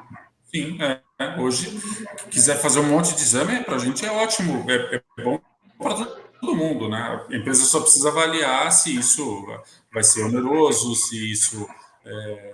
Hoje a legislação não prevê nenhum exame específico, né? A NR7 não mudou a tabelinha lá dos exames em cima desse tipo de risco, né? Mas sempre é válida, né, uma avaliação dessa. Tem empresa que tem psicólogo que já participam do processo seletivo, né, das admissões, né? Isso é sempre válido, né? Isso não aliás, está sendo mais requisitado, né? Esse fluxo acho que vai ser bem personalizado, né, Fábio? Porque não adianta eu colocar lá dentro do meu PCMSO, após a identificação de tal risco, a pessoa será encaminhada ao psiquiatra. Aí a empresa não tem um plano de saúde, não tem a estrutura para oferecer. E aí, está dentro do PCMSO, o que a gente vai fazer? A empresa vai ser obrigada a pagar o psiquiatra para ele? Porque está dentro do PCMSO? Então, sim, vai ser uma estrutura que a gente vai montar bem personalizada, né? Sim. De acordo com tudo que foi identificado e ver a melhor estratégia. Sim. Até gestão de atestados também é uma ótima para ser aprimorado, né, com relação a isso, né, porque vão ser atestados diferente do atestado de um ortopedista, né, que vem acompanhado de um laudo, de um raio-x, alguma coisa assim, né. Esses atestados aí constando aí CDF vão ser bem, como a doutora já tem feito, né, vão ser tem que ser bem estudados, né, conversados com o funcionário, né, o funcionário que está apresentando esses sintomas, esses atestados, né. Mas não tem uma receita de bolo pronta, não. Vai ser bem personalizado. De acordo com o que foi identificado, de acordo com o que a empresa tem possibilidade de fazer, de acordo com... É personalizado, não vai ter receita de bolo para o PCMSO, não. Veio uma sequência, doutora, de perguntas sobre parte médica. A próxima, a gente até respondeu, mas minha empresa terá que contratar um psicólogo? Então... Depende, né? Tudo, eu falo sempre que a medicina não é uma ciência exata. 2 mais 2 não é 4 na medicina, né? E aí vale para tudo isso também. Então, o vou ter é uma afirmação muito forte, né, para o médico, para as empresas. Então, a gente vai desenhar conforme o modelo da empresa. Exemplo, a empresa já tem um plano de saúde. A gente vai encaminhar para o psicólogo do plano, ou a empresa prefere ter um outro psicólogo que ela vai oferecer. Se a sua empresa já tem um psicólogo que vai lá uma vez por semana atender, a gente formaliza isso, né? Ou a empresa quer implementar. Fala, não, a gente prefere ter um psicólogo que faça consultas regulares. A gente vai adequando aí ao que seja possível fazer, né? É o que eu falei lá no início. O investimento vai ter que ser feito, a gente só tem que identificar onde e como a gente vai investir, né? E eu acho, doutora, que esses profissionais psicólogos vão ser nossos colegas de SESMIT, hein? Eu também tô achando que o futuro tá caminhando para isso, viu? Vai ficar lá no quadrinho do ANR4. Tô achando que tá Tem mais caminhando. uma linha lá. E reforçando, nesse momento, a parte do psicólogo é para o acompanhamento da saúde mental do colaborador. O psicólogo, a legislação não obriga que seja um psicólogo que faça a parte de levantamento ambiental dos riscos psicossociais. Então, a parte de psicologia, psiquiatria, nesse momento, seria mais para acompanhamento da saúde do colaborador. Qualidade de vida. Qualidade de vida. Talvez ali na identificação dos riscos, me corrige, Fábio, se o meu pensamento está errado, se eu viajei demais, mas talvez ali na identificação dos riscos, a gente nem identifique que seja necessário um psicólogo, mas talvez a gente veja a necessidade ali de uma pessoa que seja, como é que chama? Um assistente social, por exemplo, para facilitar algumas coisas dentro da empresa. Cada empresa vai ter um jeito, né? Cada empresa vai ter um jeito. Então, talvez uma empresa de... Vou chutar, tá? Um telemarketing, que tem muita gente jovem, que às vezes é o primeiro emprego, que às vezes vem de uma situação de vulnerabilidade social, ela precisa de um assistente social ali para ajudar em algumas questões, precisa investir num planejamento financeiro, numa educação de um planejamento familiar, porque, digamos, a gente identificou aqui que 80% dos nossos funcionários estão entre 18 e 23 anos e todos eles já têm filhos. Então, vamos trabalhar um planejamento financeiro e familiar com essa galera? Né? Então, é isso, a gente vai identificando conforme as coisas vão aparecendo, né? E aí a gente vai vendo o profissional que é mais adequado, se é uma palestra, se é um psicólogo, se são consultas. Se a gente for pensar nisso, a gente pode ter até necessidade de ter um psiquiatra. Então, dá para ter de tudo aí, né? Sim. Estabelecimentos de saúde tem, né, doutora, assistente social, tanto para pacientes, né, quanto para os colaboradores, né, que vivem em ambiente hospitalar, né, eles têm, já existe isso aí, mas de acordo, isso é imprescindível. Tem empresa que terceiriza isso, né, eu tenho aqui uma contratação de psicólogo que vem 2, 3 vezes por semana e conversa com os pontos críticos, os setores mais críticos, que tenham mais vulnerabilidade, pessoal que trabalha isolado, que trabalham em plataformas, né? Por exemplo, no meio do mar. Né, que precisam, motoristas que precisam de apoio numa questão aí de dormir fora, em local ermo, né, e só voltam para a base algumas vezes por semana, não tem esse amparo que teria um pessoal que trabalha interno, né? Sim. Próxima pergunta de medicina novamente. Oh, meu Deus. Estou preocupada. Esses fatores de riscos psicossociais sairão no ASO? Sim. Sim. Legalmente, nós temos que colocar, porque no ASO deve constar os agentes, né, que constam no PCMSO, que vem do PGR. Então, uma vez que a gente documentou nos dois, ele também tem que constar os 3 documentos têm que se falar, né? Eles têm que ser, um tem que ter a mesma informação que o outro, para a gente poder cumprir ali na integridade da NR7. Certo, doutora? Certo. Até para o médico avaliador, né, doutora, quando está diante ali do paciente, abrindo o sisteminha lá nosso, consiga até visualizar, né? Usando o sistema, ele verifica até a fonte geradora lá, se ele quiser ver no sisteminha, do que é gerado esse risco aqui. Atendimento ao público, demandas pós-jornada de trabalho, turno noturno, já tem já consegue ter uma intimidade diante de um exame periódico que vai tá fazendo, né? Você falou uma coisa importante aí, Fábio, que você puxou um gancho muito bom que a gente não falou, né? Essas empresas, por exemplo, que existe esse risco porque trabalha com o público, e eu costumo brincar muito, né? Que eu falo, eu cuido de todo mundo e quem cuida de mim, né? Porque eu tô ali exposta ao público o tempo todo, né? E a gente sofre muito vários tipos de assédio, de pressão. Então, o pessoal de caixa de supermercado, por exemplo, pessoal de atendimento ao público nas empresas grandes, por exemplo, de telefonia, companhias de eletricidade, pessoal até de telemarketing que que liga para as pessoas, a pessoa desliga o telefone, a cara dela fala desaforo. Então, a gente tem N situações que não estão ali no controle da própria empresa em si, né? Porque às vezes a tua empresa é maravilhosa, eu espero que todos os nossos clientes não tenham riscos para colocar no ASO, riscos de assédio, riscos de nada disso, né? Mas a gente está exposto pela função que a pessoa exerce, que é igual uma periculosidade, por exemplo. Um cara que trabalha num posto de gasolina, ele está exposto a um risco de explosão, né? Então, é inerente àquela função. E como a gente vai trabalhar com isso é bem desafiador. Verdade. Vamos para essa pergunta. Ai, meu Deus, não faz suspense, Se Diego. se meu PGR é anterior à implementação da lei, que entra em vigor em maio de 2025, a empresa deverá atualizar o programa atual?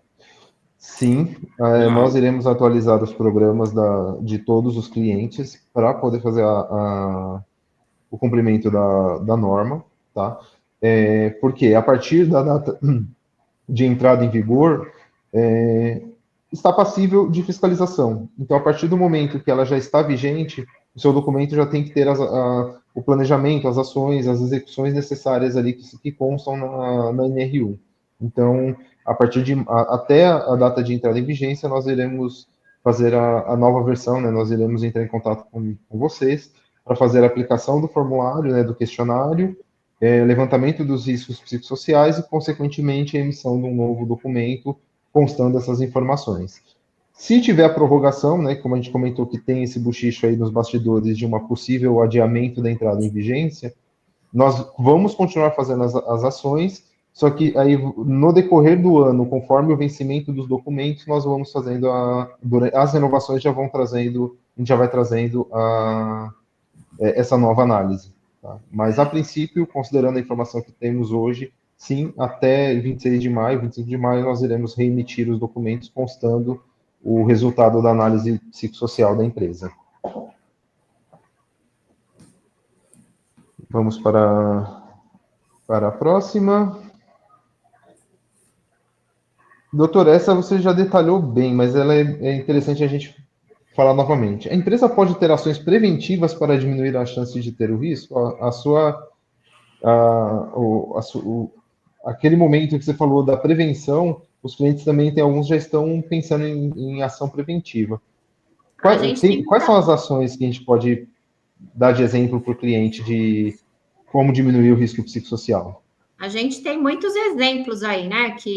É o que eu falei lá atrás, eu acredito muito na educação. Então, eu acho que a educação é o futuro para tudo, é o futuro do nosso país e é o futuro do sucesso das nossas empresas, né? Então, trabalhar a inteligência emocional dentro do ambiente de trabalho vai ser uma coisa que vai ser obrigatória, sabe? Não vai ter para onde correr, tem que fazer isso, né? Como reconhecer e gerenciar as emoções, ensinar as pessoas a lidarem um com o outro. O que eu costumo dizer sempre, para não ser repetitiva, né? Eu tenho N assuntos aqui que a gente pode abordar, né? Mas vamos um pouquinho lá para trás, no tempo da Revolução Industrial. Se a gente for lembrar lá atrás, como era a indústria do Henry Ford, né? Que era tudo máquina, né? Então, as pessoas, a imagem que a gente tem apertando o botão, apertando parafuso, aquela linha contínua de produção. E aí, para o que a gente vê hoje, muita coisa robotizada, as pessoas já não ficam mais naquela linha produtiva louca, em que a linha de produção está passando e você tem que se virar e fazer aquilo, a linha adaptada. Então, a gente adaptou o ser humano ao meio de trabalho, e não o contrário, né? Existe sempre a premissa, eu lembro que a primeira coisa que eu aprendi na primeira aula de medicina do trabalho foi isso, que a gente não pode adaptar o posto de trabalho à pessoa, né? A gente não pode adaptar a pessoa ao posto de trabalho, e sim o posto de trabalho à pessoa. Então, da mesma forma que a Revolução Industrial trouxe 1 milhão de coisas aí que a gente vai refletindo, a gente olha a mudança do meio de trabalho. A pandemia foi um divisor de águas muito grande no mundo inteiro, no método de trabalhar.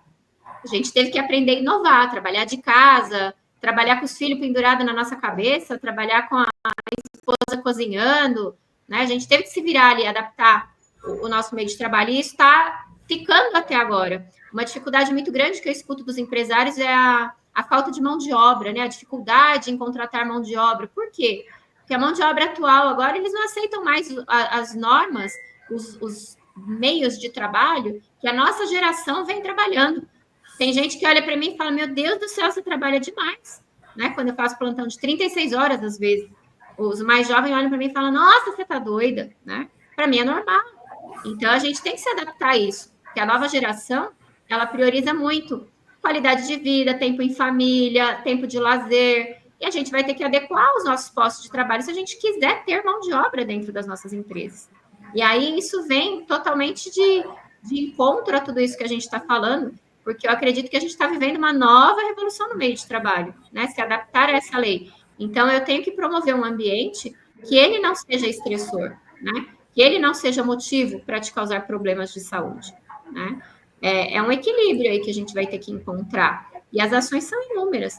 Palestras, as consultas com profissionais especializados, o incentivo a participar das terapias, a gente tem rodas de conversa, terapias em grupo, tem N coisas que a gente pode fazer, né? Promover as ações integrativas da equipe, né? Então, tem muita coisa que dá para se fazer. Dava para fazer outra live só para falar disso. Viu? Só pegando o gancho aqui da doutora, né? Com relação aí à Revolução Industrial, né? Todos os benefícios, né? A questão de maquinários, né? Fazendo repetitividade para a gente, mas ali que surgiu esses riscos psicossociais, né? O homem passou a ser exigido como uma máquina, né? Então, aquele grande empresário, né? Começou a comparar tudo que a gente faz, né? Igual uma máquina. Puxa, uma máquina não fica doente, ela não falta, né? Aquela pressão começou dali, né? No final, na virada do século XVIII para XIX, ali já começaram a ter esses discursos sociais, né? E hoje, eu faço um paralelo com hoje, com a inteligência artificial, da mesma forma nós estamos sendo cobrados, né? Puxa, essa solução que você está me propondo, eu pesquisei lá na IA e eu peguei a mesma coisa, né? Então, a gente está tendo uma carga de exigência no nosso dia a dia tão ou mais incisiva do que na época também da Revolução Industrial, a gente sendo comparado com máquina, e aí cabe a cada um, a gente ter a nossa expertise de inovação, de criação, de criatividade, né, de fazer o diferente do que o mesmo, né, do que a pesquisa na IA vai te apresentar de solução. Eu tinha feito aqui, para a gente poder fazer a palestra, eu fiz alguns tópicos, assim, coisa rápida, insights que eu fui tendo e fui escrevendo. Então, eu vou enumerar aqui só para os nossos clientes terem ideia de tudo que a gente pode fazer, tá? Então, vamos lá. Inteligência emocional no ambiente de trabalho, como reconhecer, gerenciar as emoções, melhorar as relações e a nossa produtividade, comunicação assertiva e não violenta, ferramentas que possam melhorar a comunicação interna e reduzir os conflitos, gestão de estresse e o bem-estar mental, técnicas práticas de como lidar com a pressão e manter o equilíbrio emocional, como ter uma liderança humanizada e inspiradora, como líderes podem engajar as suas equipes com empatia e com propósito, autoconhecimento e propósito no trabalho, como descobrir e alinhar os valores pessoais da nossa missão dentro da empresa, um mindset de crescimento, desenvolvimento, potencial e resiliência, estratégias para cultivar uma mentalidade positiva voltada para soluções de problemas e de conflitos, trabalho em equipe, como construir uma equipe de confiança, como criar laços fortes entre o colega e promover a colaboração entre todos, como liderar pessoas difíceis sem perder a calma, né? Uma abordagem prática de conflitos interpessoais que acontecem no ambiente de trabalho, como lidar com esse tipo de coisa, como manter um equilíbrio entre a minha vida pessoal e a minha vida profissional, dicas realistas, né, de como manter a saúde, manter a motivação, manter a produtividade, manter-se feliz, prevenção de burnout, como cuidar de si mesmo, como produzir melhor, como reconhecer os sinais de esgotamento, como agir nesses casos. Foram alguns insights que eu fui tendo aqui antes da palestra, e tudo isso aí vira assunto para a gente trabalhar dentro das empresas, né? Não. Do jeito que vocês quiserem, do jeito que o cliente quiser, roda de conversa, palestra, me fugiu a palavra agora, uma mentoria, vamos dizer assim, com estudo de pessoas, aí vai do que você quer. Você quer trabalhar a liderança em tal parte? A minha liderança não sabe se comunicar, tem uma comunicação que precisa ser menos violenta. Vamos trabalhar isso? E fazer personalizado, é isso que eu falo. Tem N coisas que a gente vai fazer personalizada de acordo com a necessidade de cada uma, né? Legal. Então, vários exemplos, pessoal, que a gente pode trabalhar junto ali dentro do PGR e fazer o acompanhamento dos fatores que possam estar dentro da sua empresa. E a última, essa pergunta sempre surge, sempre que eu participo de algum evento, palestra, que a gente fala de legislação, essa pergunta sempre aparece. E eu acho que deve ter mais algumas aparecendo se bobear no chat aqui. Haverá fiscalização nas empresas e aplicação de multas? Sim. Sim. Referente às multas, não temos informações, mas é uma fiscalização padrão do PGR, como qualquer outra do Ministério do Trabalho, vai ser fiscalizado, vai ser levantado se o documento está conforme a determinado pelas normas, tanto NR1 quanto NR17, se o PCMSO está aderente ao PGR, tudo mais. Questão de autuação, não tem essa informação que vai ter uma autuação específica para riscos psicossociais. Mas, a partir do momento que o seu documento, né, você não coloque essa informação, que você tem ações voltadas para essa nova obrigatoriedade, né, essa nova exigência ali no PGR, você está suscetível às autuações da própria NR1, pela falta de cumprimento de alguns trechos da norma. Como se você deixasse de mencionar, por exemplo, um ruído que a sua empresa tem. Então, seria o mesmo tipo de autuação, o mesmo tipo de fiscalização. Então, com certeza, o Ministério do Trabalho, os auditores do trabalho, vão ficar de olho nesse item a partir de agora do seu documento. Tá? O auto de infração vai estar pontuando o item lá, né? Item 1.1.4 da NR1, né? Não cumprimento, e aí pode remeter lá ao NR7 do PCMSO, ao ASO, né? Que não refletiu, a NR17, como já existe, né? Já existe, a gente já se deparou com notificação de cliente não apresentar análise ergonômica, contemplando a parte organizacional da empresa. Então, estaremos... Pode falar, doutora. Não, desculpa, pode falar, doutora. Eu acho que, mais do que se preocupar somente com as multas e com a fiscalização, a gente tem que ter uma preocupação com o processo trabalhista, né? Posso falar como perita médica, que às vezes eu faço perícia trabalhista, e a gente está vendo uma enxurrada de processo, principalmente por CIDF, né? E a gente tem que lembrar que tudo que é mental, tudo que envolve assédio moral, alta rotatividade, absenteísmo, alta rotatividade, tudo que envolve coisas que são difíceis de mensurar ali, é mais difícil da gente defender num processo. Então, a parte mental, ela é muito difícil. Da pessoa falar, eu sofri assédio moral dentro da empresa. A minha empresa não me promovia uma estabilidade, porque vira e mexe eu ficava com medo de ser mandada embora porque a rotatividade era muito alta, né? A empresa, por outro lado, vai se defender. Mas esse funcionário faltava sempre. Ou quando ele vinha, ele não era produtivo. Então, a gente tem muitas coisas que a gente tem que pensar lá na frente num processo trabalhista que são difíceis de serem mensuradas e provadas, sem documentação específica. Então, a gente tem que pensar um pouco nisso, sabe? Se a gente ficar restrito só nas multas, a gente vai cumprir a norma ali, tá tudo bem, e os processos trabalhistas que vão vir lá na frente. A gente tem que ter esse olhar, né? Porque é muito difícil, as perícias de saúde mental, elas são as mais difíceis para a gente fazer. Né? O processo de saúde mental é muito difícil. E tudo que é muito difícil de ser provado, a gente sabe que a gente tem uma justiça muito paternalista para o lado do funcionário. Então, eu brinco sempre com as pessoas que eu atendo, que eu falo, a gente tenta que minimizar as perdas, né? Porque a chance da empresa ser penalizada, muitas vezes injustamente, mas a gente não teve como provar aquilo, é muito grande. Então, a gente minimiza. Em vez de você perder 100 mil, você vai perder 50, né? Mas a gente tem que pensar nisso no momento de desenhar o que a gente vai fazer, sabe? Não só nas multas que estão aí por causa da NR, não, mas pensar na vida da empresa como um todo, né? Em processo trabalhista, em melhorar os processos de dentro da empresa, processo de contratação, quanto custa uma contratação errada, né? Você tem os custos ali de recrutamento e seleção, aí você tem a execução de todos os exames que estão ali dentro do seu PCMSO, que vão ali dentro do ASO, quanto custa você fazer uma contratação que não é assertiva, né? Então, tudo isso é muito muito questionável, muito válido. Eu acho que a gente pensar só nas multas, a gente vai ficar muito raso. A gente tem que ter um pensamento, sabe? Eu deixo isso de reflexão para todos os nossos clientes, né? Não, com certeza.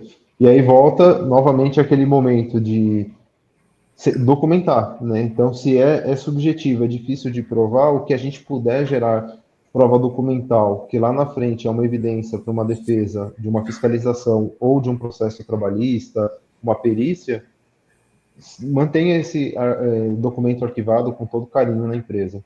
Então, deixe sempre ali no prontuário, sempre à mão, para caso precise gerar essa defesa e a gente ter como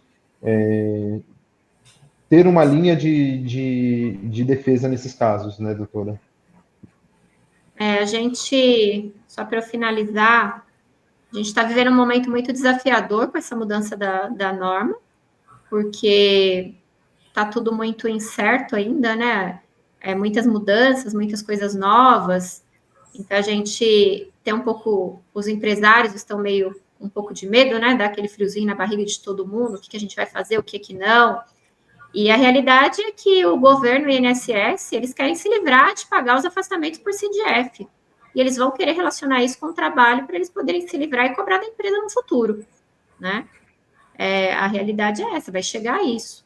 Então, a gente tem que, mesmo que a lei esteja implementada, se eles trocarem a data de início, né, da lei, como está sendo cogitado aí, a gente tem que começar a tomar as medidas desde já, para criar essas provas, né, positivas e tentar se resguardar de tudo que está por vir aí, né?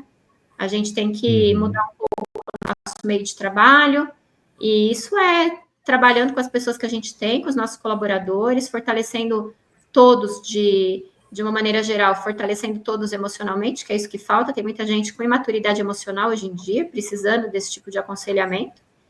E isso vai refletir de uma forma positiva, sabe? Eu sempre olho as coisas da forma positiva, de que é uma grande oportunidade da gente fazer a diferença no mundo, não só dentro da nossa empresa. Porque cada pessoa que for impactada pelos assuntos que a gente tratar ali, um curso, uma palestra, a gente impactar a vida de alguém positivamente, isso vai impactar no mundo. Então, a gente está plantando uma semente para um mundo melhor, um mundo corporativo melhor, um mundo melhor com pessoas melhores, mais inteligentes emocionalmente, que saibam lidar mais com as frustrações, com os momentos de perda que as empresas muitas vezes passam por dificuldade, tem sofrimento ali nas vendas, né? Não está vendendo, está passando por aquele, nossa, se a gente não melhorar em tal ponto, a gente vai quebrar. Então, tem que estar todo mundo emocionalmente forte para levantar desses momentos de grande dificuldade, né? Então, é um momento de muita oportunidade de crescimento, tanto para os nossos funcionários dentro das empresas, como para eles no mundo, sabe? Eu acho que é uma oportunidade de realmente transformar vidas. Com certeza. Fábio, alguma consideração final? É aquilo que eu comentei no início, né? As empresas aproveitarem a oportunidade, né? Assim como a gente teve a mudança do e-social, né? Aproveita a oportunidade para valorizar, né? O trabalho, né? De exame periódico, essa reavaliação dos processos, né? Então, de tudo que a gente falou, né? A avaliação de risco vai depender de como que está desenhado o processo, o propósito da empresa, né? Qual a visão, qual a missão, né? Isso está desencadeado, né? Da alta direção da empresa para todos os colaboradores, tem que estar muito claro isso, né? Essas clarezas, essa forma de comunicação e as formas, né? De tratamento entre colaboradores tem que ser revisto, né? Então, não adianta a gente ficar reclamando, puxa, a lei está impondo para todo mundo, para eu que sou médio e pequeno, desde uma outra que é multinacional, que é grande.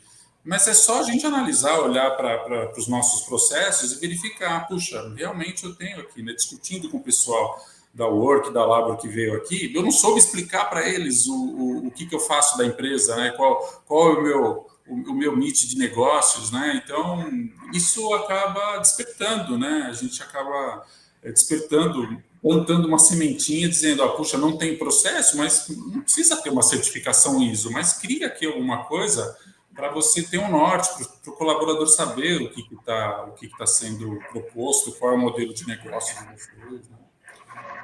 E a gente tem... legado, né?